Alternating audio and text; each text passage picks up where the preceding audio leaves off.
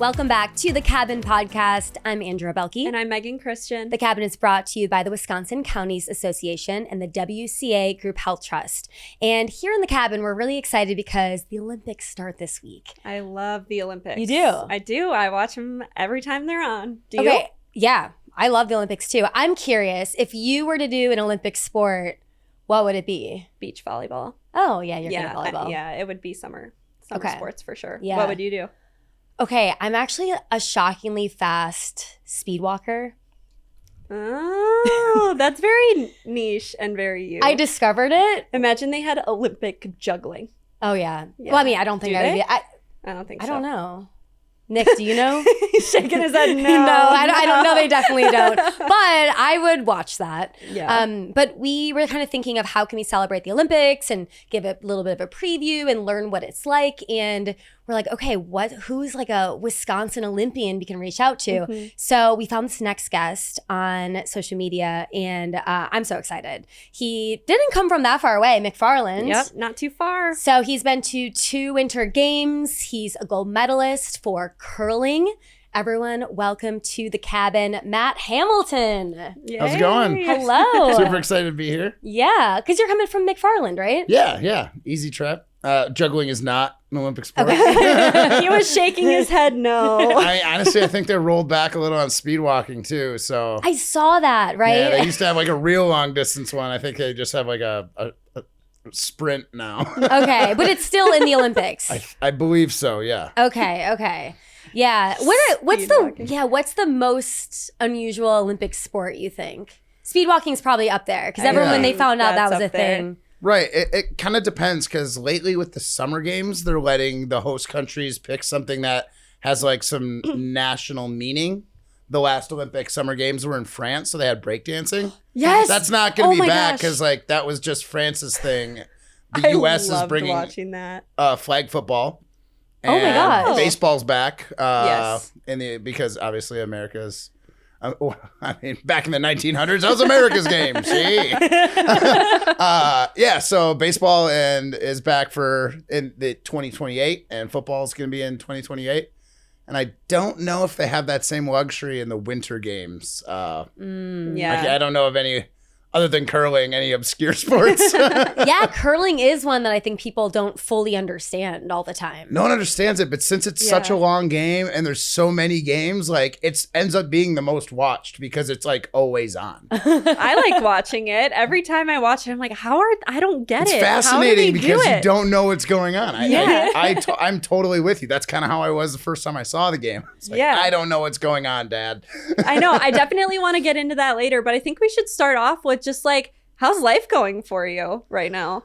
Life's really good. I'm slowly slipping into a little bit of a depression because I didn't make this Olympic Games. Yeah. The team that's going, good friends of ours, like obviously in curling, you know your countrymen who also curl and that are like on your level. And we were 7-3 against them this year. Played 10 times, won 7 of them. We just lost the wrong 2, so that kind of hurts. Yeah. But they're good kids and they're good players, so we're pulling for them. I've been in contact with them. I'm like, hey, if you've got any questions about anything, like how to bring the good energy for your teammates, like what to eat and what not to eat in the village, like things like that. Like I'm literally like anything you want. So they've reached out a couple times and I've given them some tips and some experience from my time out there. I was thinking about that because I will never go to an Olympics. Hate to say it, but I mean, I like to dream big. Knock on wood. But I can kind of understand this idea of like, I was on Survivor, right? And I've been on 3 different seasons. And then the seasons after, it's this weird feeling. It's kind of a FOMO thing. It's a little bit sad. Right. Like, do you kind of feel that FOMO? Totally. Totally. I booked a trip to Florida just to keep my mind off of it. I'm going to go to Epcot Center to like not think about the Olympics at all for a couple days. There is definitely FOMO. Especially this season, our team has had like the best season we've ever had. This has easily been the most successful curling season outside of the Olympic trials that my team's ever had. So I'm gonna definitely feel some FOMO more in like a week when it starts popping off. I think it's funny that you go somewhere warm when you have FOMO from a cold sport. I'm just like completely forget about the cold sport. Like I don't try and like sprinkle in. Like I'm not gonna go to the curling club and practice. Get me away from curling. Get me away from the cold. Yeah. So how does that work in determining if you go to the Olympics? This year, like what was the training process like, and when did you find out that you weren't going? Oh, so what's cool about the US is very rarely, especially in curling, it's never happened. But for the most part, there's a thing called right to compete.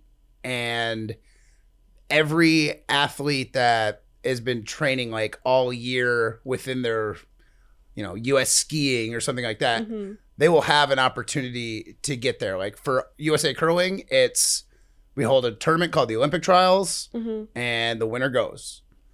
Now with skiing, they might be like, okay, here's some like you need to win or podium at a World Cup and win one other random race, and that qualifies you for the selection process, or that qualifies you to get in for some sort of like elimination thing. Like it's based. They can say it's the best season record can make it. So it's a tournament. Yeah. For curling, yes, wow, it's a that is so tournament. Intense. Crazy. It is because like for curling too, and like it's what's different from a lot of sports, and I think not a lot of people realize for like Olympians in general, especially when the Olympics is the peak. Like not necessarily like a hockey player who's got the Stanley Cup or NHL to worry about. You make a 4-year commitment every time you decide like I'm going to keep playing. Because you don't want to like leave a team 2 years through an Olympic cycle and have them scrambling to find a replacement, right? So like you got to like decide like, do I have 4 more years of juice left in the tank that I can like make a proper effort to try and get to the Olympics or not? So it's and then that 4-year commitment comes down to 1 week. This year it was in Sioux Falls, South Dakota, and you play a round robin, and then in our instance, it was a best of 3 final, and it's winner take all, best of 3 games. Wow. Have you, I don't know, maybe you haven't even started thinking about this, but are you thinking about trying out the next year or the next time the Olympics come around? Yeah, I've actually thought about that quite a bit lately.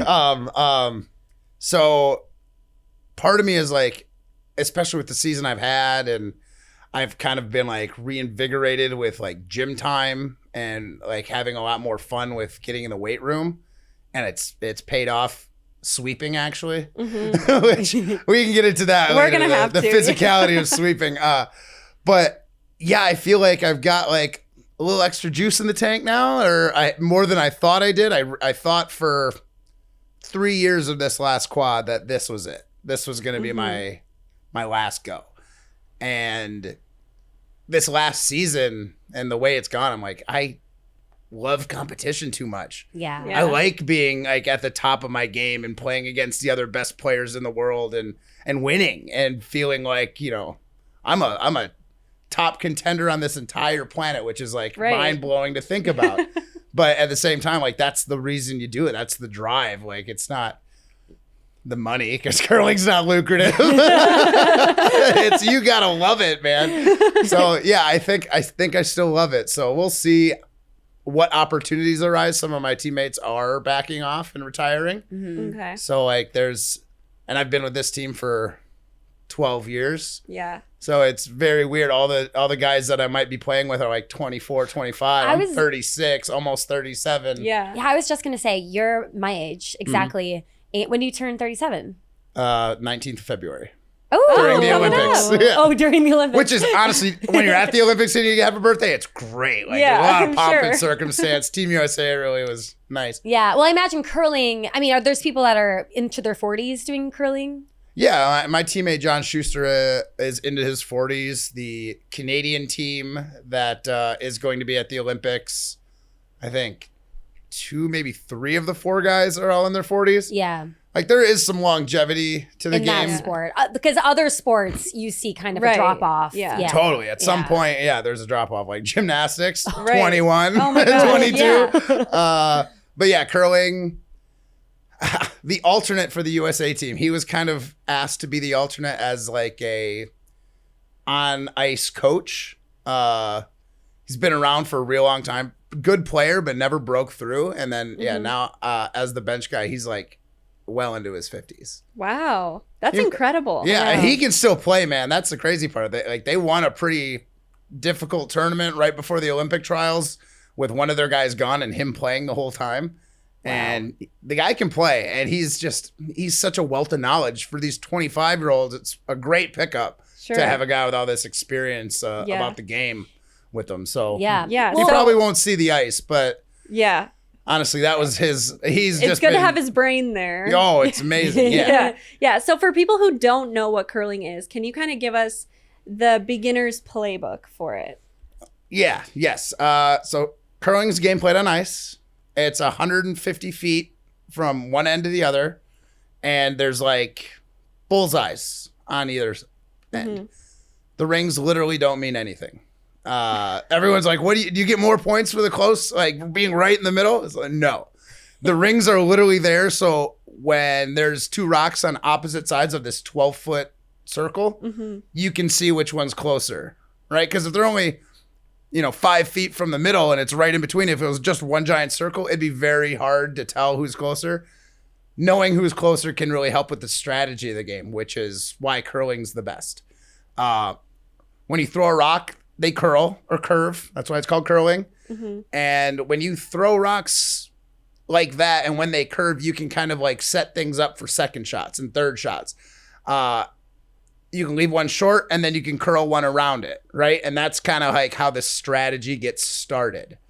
And yeah, it's very much like shuffleboard in the sense that you're trying to have like good finesse.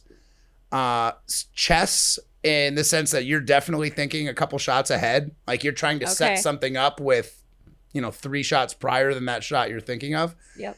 And like intense Swiffering.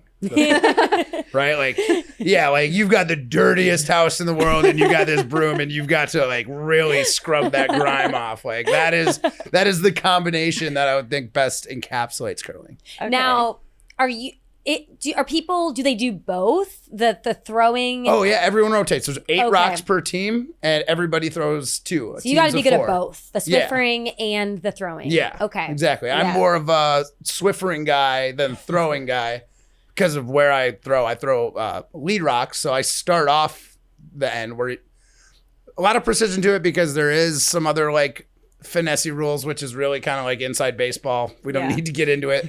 But if you throw them really good, you can set up the end really nicely. And if you don't throw them as good, you can kind of say like, we wasted that already. We have 6 more stones to go, but we're already behind the 8 ball. So proverbially. And then, I'll sweep the next 6. Yeah. Okay. So this is maybe a really dumb question, but what does the sweeping do for the rock? Sweeping makes the rock go further. Okay. Now, you ever like gone in and reached into your freezer for an ice cube and like the second you grab it kind of sticks, but if you hold it for like a half second, all of a sudden it's like super slick. That sweeping makes the ice go from that sticky to that super slick by creating friction. That's why they're moving it and pressing on it so hard. They're trying to like create that little film of water or like not quite ice, not quite water, where that rock will slide better on it. That makes sense? Yeah. So it makes it go further. And then it's called curling because as the rock slows down, it starts to curl. Well, if you sweep it, the rock slows down like more slowly.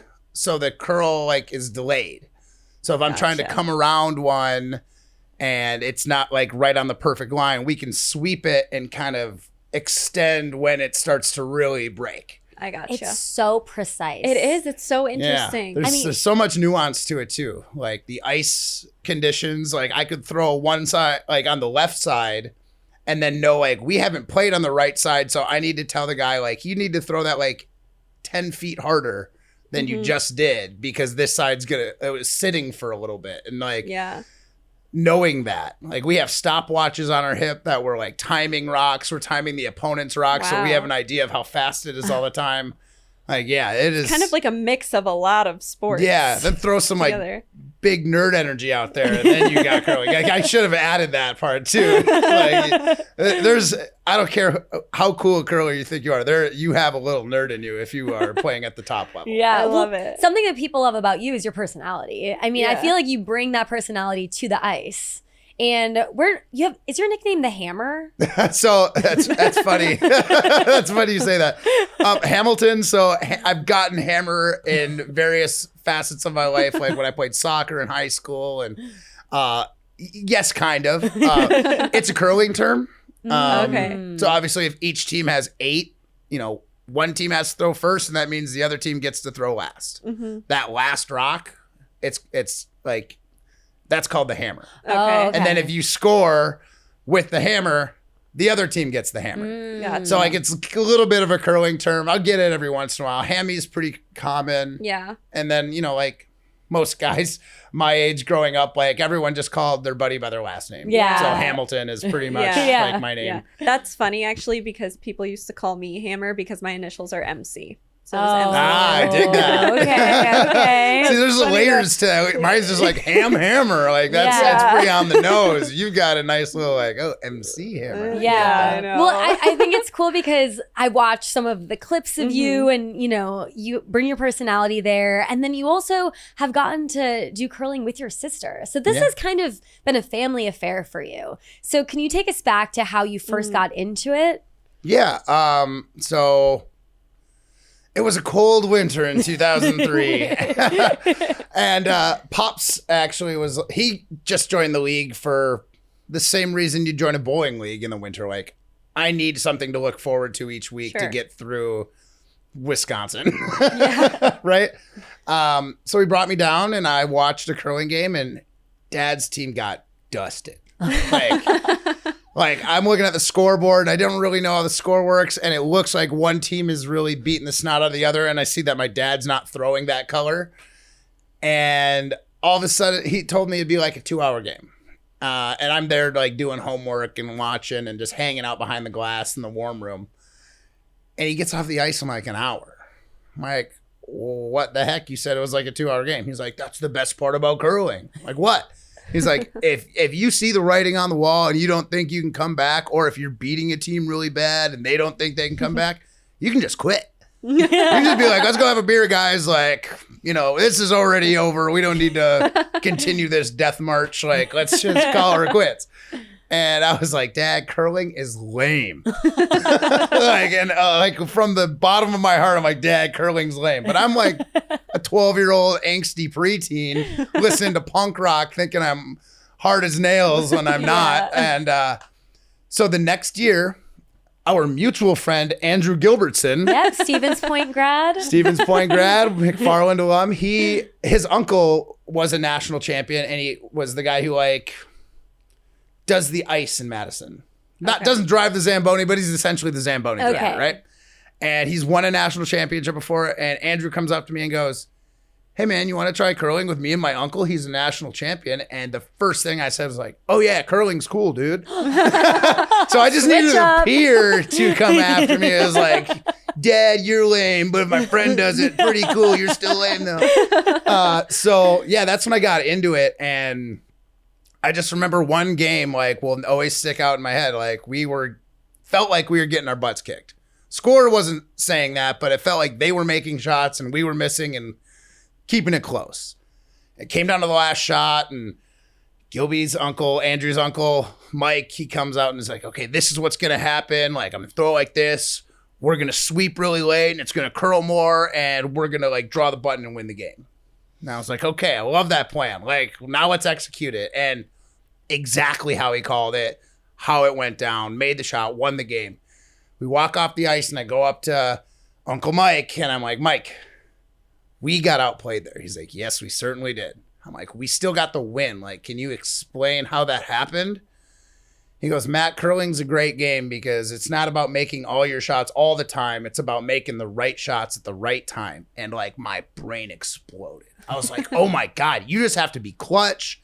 You just have to be smart. You're like, this is my nerd out moment. Yeah, right here. I was like, this is my chance. This is a game that I can get behind. Yeah. Because I always liked, I was that kid in the driveway. I'm sure a lot of kids are like this, but every time you'd take like a jump shot, in your head you're like 3, 2, buzzer beater, right? So like my entire life I've been building this manufactured pressure. Yeah. And now in curling, like there's elements of manufacturing pressure and then there's actual situations of pressure. So it's very neat how like that's what like hooked me. It was like you can make up your own like extra pressure shot. Maybe it's halfway through a game or it's not really a decider, but in your head you're like, this is it. If we make this, we're in good shape or something. And then you get to that last shot and you have to make it and you have real pressure.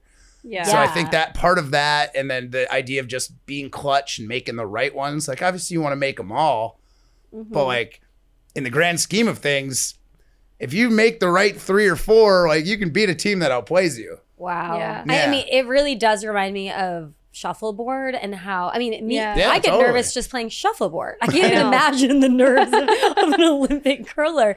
But it's like, there's no really, you just have to feel it. Yeah, it's absolutely like a feel There's game. nothing tangible. You can't like, it's like if you go from here to here, it's like really just like a feeling it. Wow. That's incredible. Yeah, so most of that, like for distance when you're throwing it, you kick out, like you find most of that pressure with your leg.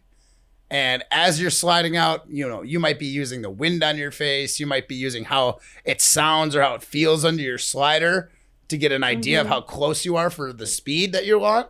And then when you throw it, you just get a little bit of like finessing with the last little bit. Maybe you're like, okay, I need to add like 3 more feet and I'm just going to give it a little push.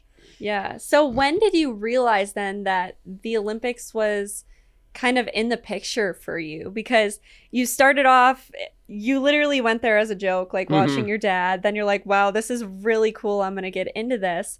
What did that timeline look like for you? All right. So that was that year that I started with Gilby was freshman year of high school. Okay. I like I said, I loved it once I heard that little phrase and started thinking about the nuance of it and the strategy, and I got hooked. I then played like as often as I could in Madison, and I got onto like a junior team through the junior program. I was playing like multiple nights a week, trying to sub all the time. It was like a babysitter through high school until I had like a car. My parents were like, "Where's Matt?" It's like probably at the curling club. Good thing there's 150 people down there. Like he's not getting into any trouble at the curling club.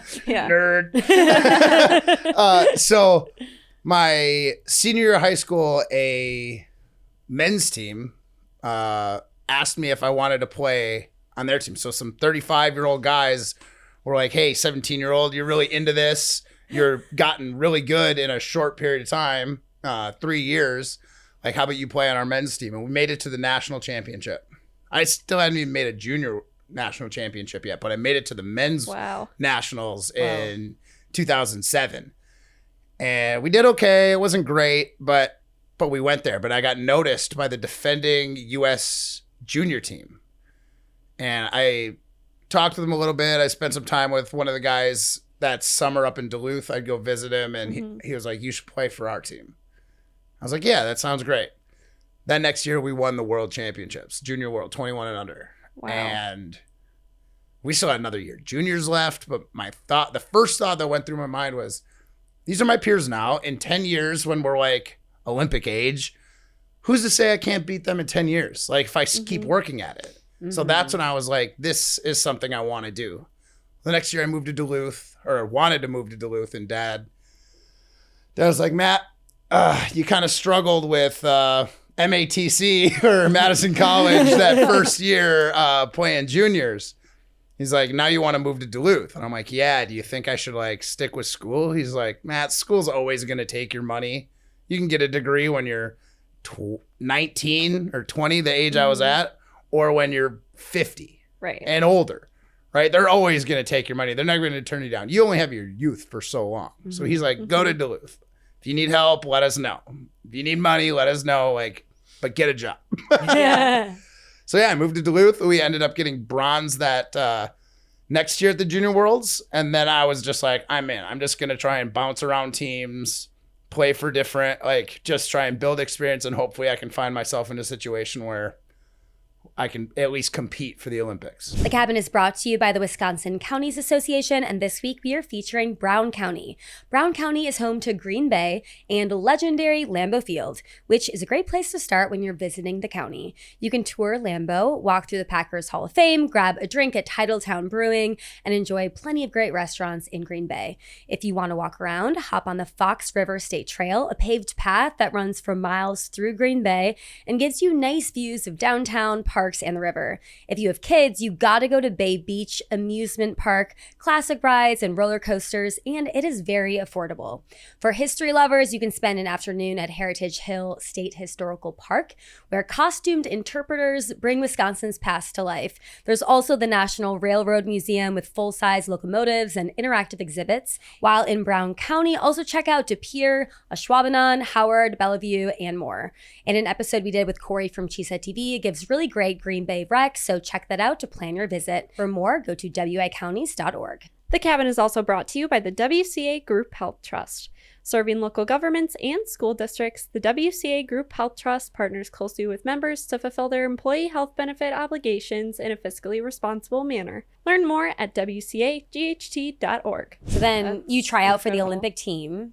No. Okay, so curling's really cool because you form your own teams. Oh, and then the team gets to go. And then if you do well, you get invited to the Olympic trials, and then it's a let it rip. I don't know if you heard the team of rejects. Did you hear that? No. So our team in 2018, the year we won the gold, were dubbed the team of rejects, and then the other one was the dads that wound up at the Olympics. They're trying to get away from their families for a weekend, wound up at the Olympics and winning. Yeah. It's a whole meme about it. It was viral for a couple of days there. In 2015, they were doing a kind of a new process for the Olympics because 2010 and 14, the U.S. was bottom of the field at the Olympics, not doing so great. So we need to do something. They're what we're going to do is we're going to do an NFL style combine. We're going to have them do push-ups and sit-ups and pull-ups, and we're going to put them on the ice, and we're going to have them throw different shots, but the same shot again and again. And based on these numbers and stats we're getting, we're going to make 2 super teams of 5. Wow. Well, me and my teammate, my current teammate, John Schuster, the guy who'd been to 3 Olympics prior, and he did get a bronze in 06, but then was probably the reason for being the bottom of the barrel in 10 and 14. We both got rejected from the program. One of the guys didn't think he was going to get into that, so he didn't even put himself out there for the trials. So John calls me and is hey, do you want to join my team of rejects? I'm who's on the team? He's me, Tyler, George, and you so far. We need one more guy. And yeah, we bounced around 2 people and then ended up getting John's old teammate, John Landsteiner. And that year we beat their 2 super teams and won the national championship and got to go to Worlds. Wow. And I was feeling pretty good about myself because I even sent an email to the director when they're you didn't qualify this year, but you're young, stick with it. There's always next year kind of thing. Mm-hmm. I was hey, I respect your decision. And I know it wasn't one person's alone to make. And I look so forward to proving you how wrong you were for not picking me for this program. And I literally sent him that email on a yearly basis. Was that the best feeling in the world? Yeah. And I'm very spite driven, grudge driven. If you tell me I can't do something, I'm hold my beer. I am going to prove you wrong. And I don't care how long it takes. Very Wisconsin of you. Yeah. I'm nice on the outside, but in the inside, I'm just brewing. I'm ready to throw down. Yeah. I am angry. So yeah, that was my motivation. And, the next year they brought us into the program. We had access to their trainers and sports psych and stuff like that. Mm-hmm. And, we kept winning. We won we were the U.S. representatives at the Worlds the next 3 years. And then our team won the Olympic trials and we went. But they really clung to that first year when we were rejected. So team of rejects was a thing. Oh, I love that though. Yeah. And what a good driving force too when someone doesn't believe in you. So then 2018 Pyeongchang. Mm-hmm. I mean, did you have those moments of going, I'm just a kid from Wisconsin and now I'm competing at the Olympics? What was that overall feeling like? Oh, there's a lot of wow. What am I doing here? And then you start to second guess yourself. Do I belong here? Because you look around at the other athletes and I'm not your traditional perfectly cut Greek god, so to speak, as an athlete. I'm stronger than I look, but yeah, I'm a little pudgy. Like I like to put back some pints. I do 12-ounce curls at night after I do 20-pound curls during the day.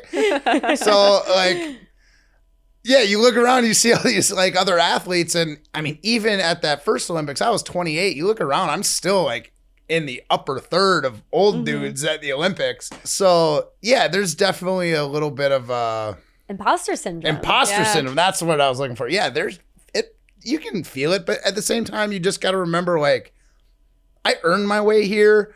I beat the people I need to. Like, I'm not competing against this like 6'8" bobsledder who looks like he can lift the bobsled over his head. Like, I'm competing against these guys I've competed against at the last 3 world championships. Right. Like, this is my sport. This is our thing. Yeah. I bet that big dude couldn't even slide a rock on the ice like I can. So like, you have to remind yourself you are the best in your country at what you do. Yeah. I was going to ask too, what's it like when you get there to the Olympic Village? Are people pretty big headed? Is everyone pretty humble? What was the experience like for you? There's definitely a little mix. Most of the people are at least cool enough to like, we'll chat. Like you're waiting for the elevator, like we'll chat. I got real close with the women's hockey team. They were on the floor above us, so like we very often rode the elevator up and down. And I'm a very outgoing the elevator person. chats. Yeah, believe it or not, like not a shy guy. So I was just like, if I saw someone, I was like, "Hi, I'm Matt. Like I'm a curler. What do you do?" And like, "Oh, that's really cool." Like, and then I'm very engaging, so I made pretty good friends with them. There was a girl from the UW hockey team. I think she's Chicago native. Her name's Alex Rigsby. At the time, I think she's got married and changed her name now. But Alex Rigsby was like the backup goalie. And yeah, the night they won was the night before our gold medal game. We decided like we needed to grab a beer. Classic Wisconsin. So we went to the Czech house right across the street from our Olympic Village. Because the Czechs have good beer. Yeah. And we were having beers, and the U.S. hockey team walks in, and they had just won their gold medals. And Alex comes up to me. I'm like, "You did it, Alex!" And I give her a big hug. I'm like, "Can I see the medal?" And she like pulls it out and holds it in front of me. And I kind of like go to reach, and she's like, "No, you can't touch this. You know, if you touch my medal, you won't win one." Yeah. So like, I was like, "Okay, fair enough. Like, it looks really pretty. I hope to hold one someday." Yeah. And sure enough, the next day we won gold. And when I saw her at the closing ceremony, she's like, "I'm taking all the credit for that gold medal because if you'd have touched mine, you'd have lost for sure." Yeah. I'm like, "Honestly, Alex, that's probably a good call. Like, thank you very much for not letting me touch your gold medal." Yeah. Wow. So you had a couple beers before the big day. Yeah, I had 2. Yeah. I mean, you like make sure you're not hungover, but you're like, we had 2. We went out. It started. We were 2-4. Like we were on the brink of elimination in the round robin. There's 9 games. We're in through 6, and we've only got 2 wins, 4 losses. And the next game was against Team Canada, and we had never beaten them. But it was my birthday, so I was like, "Guys, like it's February 18th at the Olympics. I'm like, guys, tomorrow's my birthday. Like, let's go out for a beer tonight." And we went out and had a beer. I show up to the game wearing like a Team USA onesie. I'm like, "Hey, it's my birthday. We're gonna be comfortable today." And we end up winning in like overtime or in curling. It's called an extra end. Okay. And the next day or that night, I'm like, "Guys, like it's my birthday. We got to go out now." And we had another beer that night. We went back to the village. The next day we played a game against Switzerland and we won. That night I was like, "Guys, that's 2 in a row having beers. The other 2 and 4, we didn't have any beers. Now we're 2-0 having some beers. Like, let's go have a beer." Yeah. And we'd sneak out again and we had a beer. And then the next game was against Great Britain and we won that one. And now we like earned a spot in the medal round because we rattled 3 off in a row. And they're like, "Okay, your semifinal game is against Team Canada." That team like you were 0-6 against and then kind of fluked out an extra end win a couple days ago. I was like, "Guys, go get a beer. Went and got a beer and beat him in the semifinal. And like all of a sudden it's like win or lose. You could go out there and not score a point the next day and you're getting an Olympic medal. Yeah. Wow. So did you go out for a beer again? I was like, boys, let's go have one. There's no reason I'm breaking tradition now. We're 4-0 having beers. Oh my gosh. Wait, that is crazy. So that was kind of your superstition. Yeah. You're like, It ended up being kind of one. It wasn't not as much as a superstition. I just think it helped everyone relax. Most curling clubs have a bar. So like more often than not, after you're done competing for the day, like you'll sit with the other team and you'll have a beer. Like there's a lot of camaraderie. I'm friends with all the guys I compete against. The guys I competed against the gold medal for, 2 of them were at my wedding the summer before. Like 6 months before we started competing for a gold medal, they were at my wedding. Like they're my boys. And because after games, we would have a beer at the end of the day. So I was like, guys, we literally played 4 seasons of curling, almost always enjoying a beer at the end of the day, unwinding, talking about what happened, talking about what's going on. Like, it's just a decompression time. Yeah. But at the Olympics, like, you go back to the village and you got to eat, and everyone's like, okay, you got to make sure you get 8 hours. And then when we wake up, we're going to do a light workout just to get the blood flowing. Yeah. Then you got to eat lunch. It's so structured. Yeah. I was like, guys, we've never been a structured team. Like, this is not how we literally trained for this. So like, let's do what we do. And like, wasn't necessarily thinking we have to go for a beer, but we could like make time at the village where all of us will like get together, maybe in the food hall, and we'll do the same kind of thing. We'll just do it over a Coke or like get like a tea or something and just like try and have that same like decompression time. Yeah. And then one of our teammates was like, there's a bar called Cafe Nuts across the street. It's like, let's go to Cafe Nuts. Yeah. I feel like that's so full circle for you, because when your dad first took you, he's like, the great thing about this is you can just go for a beer afterwards. Yeah. You see the writing on the wall, you realize you're losing, shake hands with the winners and be like, hey, winners buy the losers a beer. There you go. Oh my gosh. So, That's so awesome. Yeah. Well, we have a few burning questions about the Olympics. So I want to know, Olympic Village, what is it like? Are you sleeping in like a big room with a bunch of people? So the 2 Olympics I went to, they built like high rises that they were eventually going to turn into apartments. Yeah. In Korea, they were 3-bed, 2-bath apartments, pretty big. I'd say like 1,500 square feet. So like a decent amount of space. And so our 5-man team had 2 guys sharing 2 different rooms, and then 1 person got a solo room. Okay. And in 2018, I was competing with my sister in mixed doubles prior to showing up. So those guys were like, we'll just put Matt in the solo room because he's going to be joining us like 3 days after we arrive. Because I was like, me and my sister Beck, we're going to stay in her room or like her apartment, and we're going to stay there because I didn't want them like getting in my ear. Yeah. You know what I mean? Like, hey, Matt, you could have done this against, like, I was not looking for that. And I told them, and they were cool. They understood. They're like, yeah, we can't help ourselves when it comes to curling. We're all nerds. So we'd want to talk about it with you. Yeah. I don't know why. Like, one year I saw something about like cardboard beds. Yes. Yeah. So that was the Tokyo COVID games, like 2020. I think they pushed it to 21. That was the COVID year.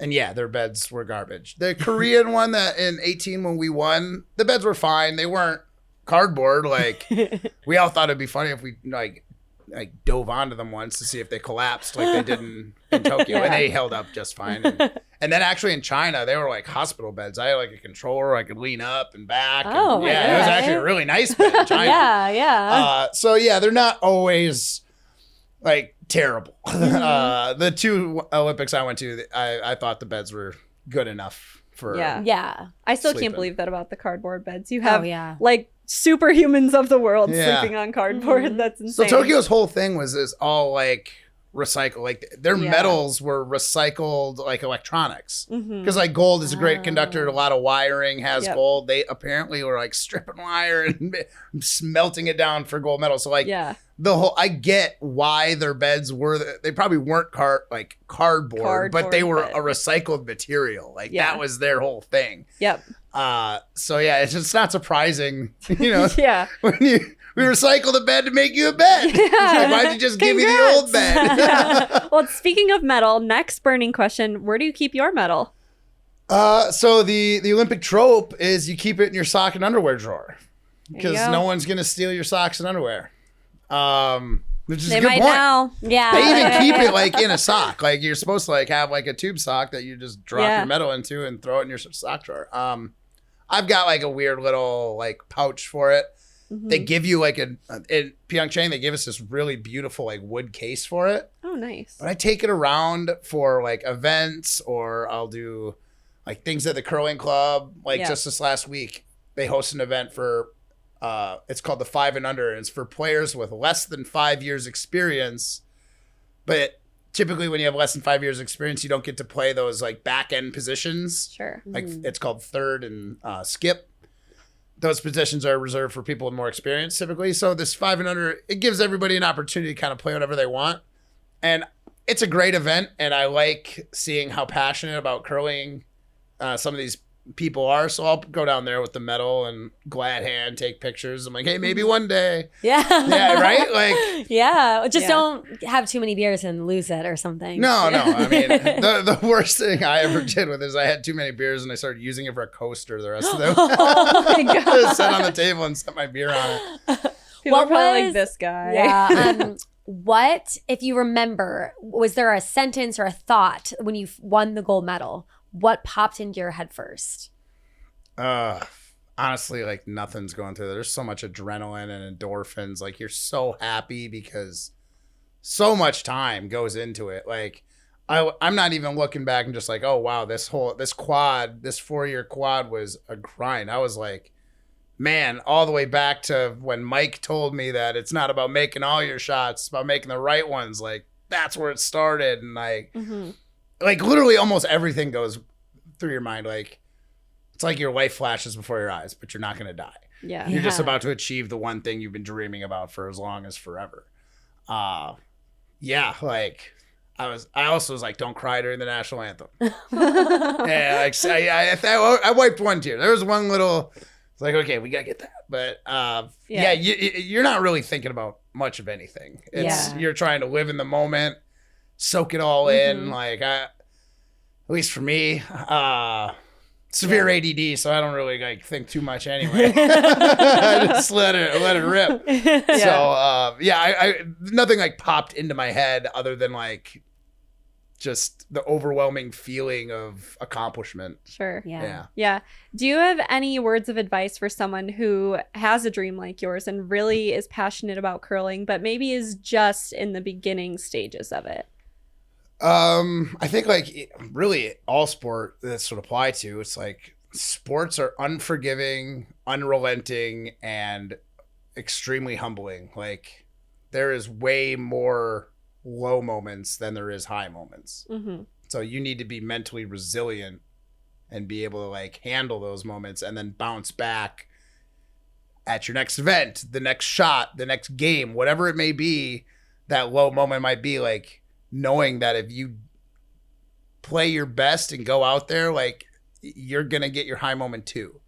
So like, yeah, I it's really just the old Ted Lasso line, kind of be a goldfish. Like forget about the bad moments because you've got more opportunities to turn it around, or there's always next time kind of thing. So I think that's the hardest part for most people in sports is being able to deal with all the lows. Like, you go to a tournament, one team wins. You know what I mean? There could be 20 teams at this tournament. Like one team wins. Sure, it could be you and like you'd like it to be you, but like if you just look at a purely like statistical standpoint, it's like you don't have a very good chance of winning. Right? Like, and I know sports aren't like that. Some teams are better than others, but at the end of the day, like anything can happen. And being able to bounce back from the lows and knowing that it's worth it for the highs is the biggest advice I give. Yeah. Okay. Since none of us have been to the Olympics over here, I'm curious, what was the most surprising thing about the Olympics? I was also kind of expecting to be big timed a little bit. It's like, oh, you're just the curler. Oh, cool. Like, nice to meet you. Everyone was cool. Like when you go to the Olympics, it's different because like all these other athletes and stuff, we have our world championships on a yearly basis, but you go there and it's just like your short track speed skating team, or it's just your hockey team. When you go to the Olympics, like you're with, especially in Team USA at the Winter Olympics, you're like 500 strong. Like there's a sense of like real camaraderie. Like it's normally it's me versus the world at the World Championships. There it's like really feels like it's us versus the world, even though it's almost no different. Right. Like I'm just still playing the curlers, but you see people wearing the same Ralph Lauren or Nike gear as you. Like I decided to wear my 2018, one of our like zip ups that we got from the Olympics. Like I'd see other people wearing this hoodie around. It's like, what's up, dude? You looking good. Looking sharp. That's awesome. Yeah, and like that was kind of like knowing people not big timing you, feeling that sense of camaraderie. In 22, I had made friends with, like I said, the women's hockey team and the men's hockey team through them in 18. In 22, a couple of the guys who were on that team ended up being captains of the 22 team. And I remember we had basically just gotten eliminated from the semifinal. We lost our semifinal game, and then we lost the bronze medal game, which honestly, 4th place is worse than 5th. Yeah. Because at least 5th place, like, didn't happen. You didn't make the medal round. You make the medal round, one team goes 2-0, 2 teams go 1-1, and 1 team goes 0-2. And the 0-2 team doesn't get anything. And we were that team in 22. And that's probably what really drove me to try and push for 26, is because that stung. Yeah. Anyway, so we lost that game, and it was my birthday again. Fortunate about having a birthday during the Olympics is you get to do cool, neat stuff. I get a message from Kenny, who's on the hockey team in 22. And he's like, hey, we're having a bunch of people over. We like snuck a bunch of beers into the village. Like, you should come over and have one. And I probably knew I was a little down from obviously not getting a medal this go around. So I show up, and all the hockey guys are in there, and they just start chanting Matty Ice and throw me a beer. As, you know, a traditional Wisconsin guy, if someone's chanting my name and I get tossed a beer, I took a knee and I slammed. I was like, how fast can we get this down? And I think the hockey guys were pretty impressed. I think they're like, okay, this curler can hang.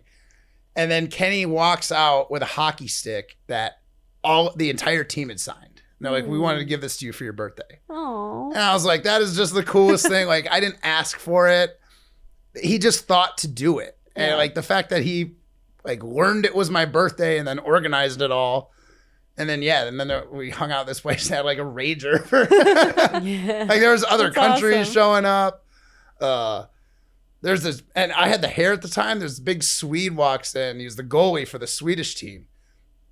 And I'm talking to Nicholas Edin, who just won the gold medal for curling, Swedish. One of the guys that was invited to my wedding. Like, they ended up winning in 22. We beat him in 18. They won in 22. We're chatting, and he goes up, he taps Nicholas on the shoulder, and he goes, are you Nicholas Edin? He's like, yeah. And he hands him his phone. He's like, will you take a picture of me and Matt? And he's wearing his gold medal. Oh my gosh. Because apparently, I was a cultural phenomenon with my crazy long hair, and I had the really cool Nike dunks, and they're just like, he's a cool guy. I was very popular at the Olympics, apparently. This guy had to get a picture and asked like the Olympic gold medalist who just won, like, hey, take a picture of me and this 4th place finisher. Humbling moment for him. It must have been. We still joke about it. Nick jokes about it, so he's a good sport. Yeah, it's good. One more question. Do you have a favorite Olympic sport to watch besides curling? It's not curling. It's not curling? Yeah, no. I like playing curling. I can't watch golf because I'd rather be playing it. That's how I feel when I watch curling. I'm like, man, I should be out there. Ever wanted to watch short? So it was probably like snowboarding, right? Or big air or something until 22. The cool part about 22 is like there's still COVID, so they didn't allow fans, right? So it was a very different experience. And the fans that were there were like vetted and they had to be tested every day. Like, if you want to get into the 22 games, like it was crazy. But the nice part, since there was a lack of fans, like the athletes could go to any event they wanted. Mm-hmm. You just ask your Team USA, like, hey, I want tickets to this or I want tickets to that. There's an abundance. There's plethora of tickets to go around, so you could go to whatever event you wanted to go to. We decided we'd go to short track speed skating.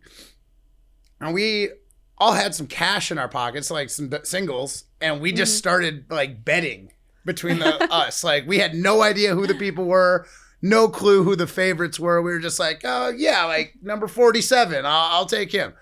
And we watched short track speed skating, and there's the crashes, and they're so low to the ground, like they're so tilted when they're making those turns. Like in-person short track speed skating is a rush. And we had the crew there. It was a blast. I think I was wearing my Ralph Lauren vest with no shirt underneath, just like bare arms, That's a repping look. Team USA. Because we knew a couple of the American speed skaters, so we wanted to support them. We know they would come to some of our games when we started. This is prior to our event starting. And yeah, it was awesome. Like a rush. So I would highly recommend checking out short track speed skating if you're not into it. Yeah. Well, I think, what do you like to watch? I like watching the speed skating. I like watching normal, or what's the skiing when they like go down. Long jump.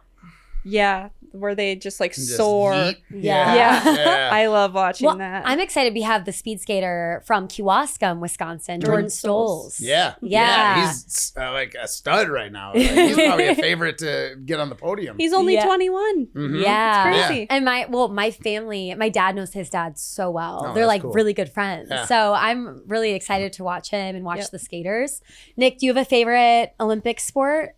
I like luge. Luge. Oh, yeah. Yeah. Okay. Oh my gosh. I made friends with Mazder. He was a medalist. He's been the U.S. guy for a while, and then he did doubles for a little bit. Yeah. Apparently luge, less safe than skeleton, which is the head first one.